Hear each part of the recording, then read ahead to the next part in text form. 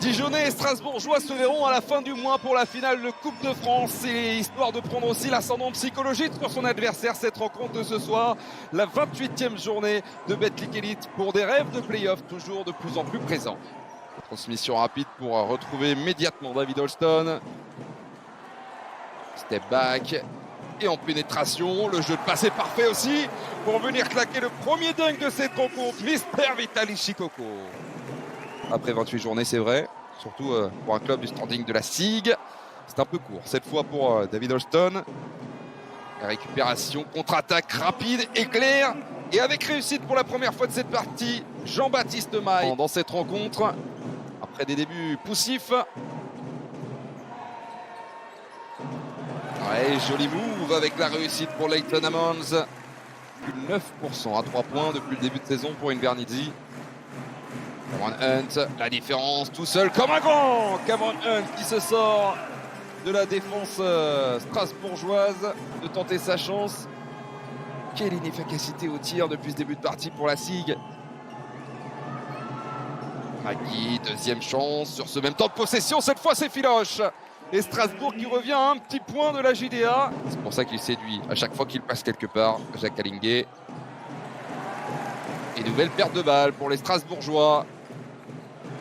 C'est parfaitement écarté. Il n'y avait aucune défense. Et alors, pourquoi pas en profiter cette fois? 1 minute 50 encore à jouer dans ce premier carton. Plus 8 pour la JDA Dijon. Et plus 6 désormais avec cette perte de balle. Et il ne faut pas lui essayer le champ libre comme ça, évidemment, puisqu'il va s'y engouffrer. Encore de possession dans ce premier carton. Cette passe, elle est bonne. La distance est parfaite pour venir servir Jacques Alingé. Légèrement moins efficace aussi, cela va de soi. Pour Robin du côté, le joueur de 23 ans. Allez, on a trouvé enfin le secteur intérieur et enfin avec de la réussite aussi. Pour la SIG, c'était compliqué depuis le début de cette partie et cette fois, eh bien, quand ça va mal, on se retourne immédiatement vers Tyrus McGee. Inter-bourguignonne et cette fois, ça va vite. Enfin, un peu de vitesse, mais toujours pas de panier. Au fond du cercle, il va falloir claquer le dunk pour venir un petit peu nous secouer là. Et c'est ce qu'a tenté de faire et avec réussite.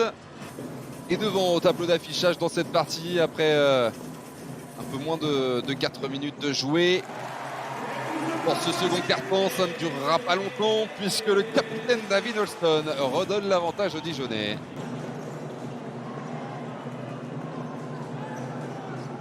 Pourcentage qui commence à être dramatique. En shoot extérieur et même à l'intérieur, vous l'avez vu avec cette passe éclair pour aller servir et Time McGee. 6 points, 1 rebond, 4 passes décisives pour son match face à Bourg. Et nouvelle balle perdue pour les Strasbourgeois. Ça peut aller vite en contre-attaque cette fois. Avec un tir primé qui enfin rentre dedans. Il a fallu l'attendre pendant de longues minutes. Mais Giovanni Onyangé. Réaction, Brooks. Sous l'arceau. Bloqué une première fois. Et une deuxième. Ça ne passera pas. La réponse dijonnaise et c'est dunk. Claqué de la part de Nyangé qui a la main plus que chaude et Dijon est en train d'assumer la supériorité dans ce début de partie. À la remontée du ballon, Holston qui fait le tour de la défense strasbourgeoise, la petite passe aveugle et dans le corner une nouvelle fois. Dijon qui retrouve son efficacité à l'extérieur. Et bon jeu de passe de la JDA, ce shoot complètement manqué de la part d'Ammons. Et le flotteur bien exécuté de David Holston. On va faire jouer le chrono désormais avec le capitaine David Holston. Holston à 3 points. Voilà, shoot qui fait du bien. Pour Dijon, 7 secondes pour emmener ce ballon au bout. L'interception dijonnaise. Mais il y a un gros stop là pour éviter de voir Dijon prendre trop d'avantages. Et derrière la réponse avec Paul Lacombe qui monte en shoot de fin de partie complètement folle. Et ça passe sur des bases différentes. Premier échec pour Leighton Ammons à 3 points. La réaction strasbourgeoise pour venir conclure au cercle, venir l'attaquer même dans un premier temps. Pour une blessure au péroné, il faut qu'il retrouve du temps de jeu, du rythme aussi. Oh, la belle passe cette fois de Phil Booth qui, ça y est, retrouve lui aussi son efficacité à la passe pour venir servir Nyser Brooks. Booth, la fin de shoot. Ballon perdu par Phil Booth. Récupération, Cameron Hunt. Le cross. Et avec la faute, il va se présenter sur la ligne des lancers. Et le bonus qui ne sera pas fructifié. Le lancer manqué. Et la passe pour arriver de l'autre côté du terrain. Et les voilà les deux premiers points de Phil Booth. On les attendait.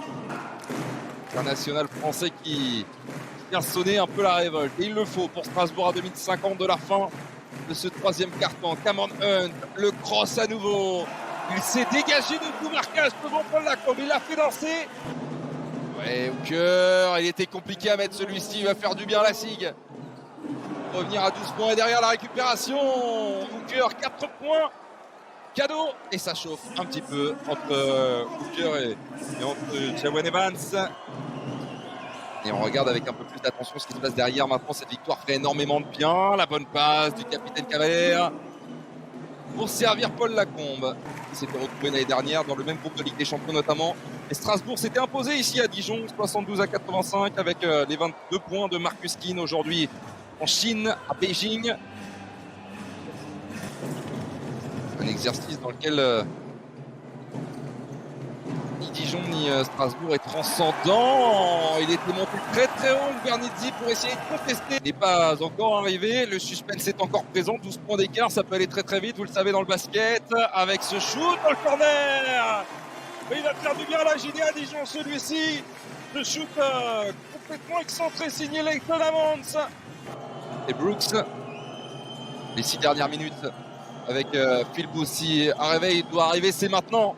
Avec ce shoot, il est peut-être là le réveil de Phil Booth. Et si c'était lui qui allait ramener la SIG dans cette rencontre. Par le Zimbabwéen. Holston, à la limite du 3 points. Je suis pas sûr qu'il compte pour celui-ci.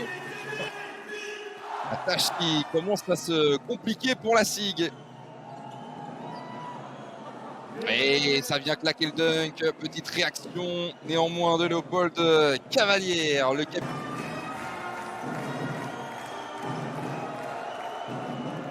Paul Lacombe, back to back.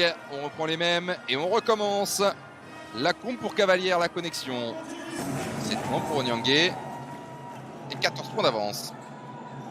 Pour Dijon, Magui à la passe pour aller trouver Cavalier. Blanche, pas de réussite à nouveau. Alors on ressort.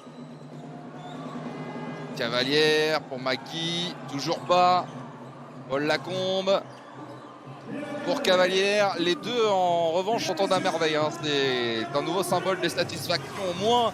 Quitté là-dessus sur ce score de 80-68. Victoire importante des hommes de Laurent Leniam au Palais des Sports. Jean-Michel Geoffroy qui peut célébrer la fin d'une spirale négative. Le sourire de retour pour les visages bourguignons et l'ascendant psychologique aussi à 3 semaines de la finale de Coupe de France qui aura lieu à Bercy le 27 avril.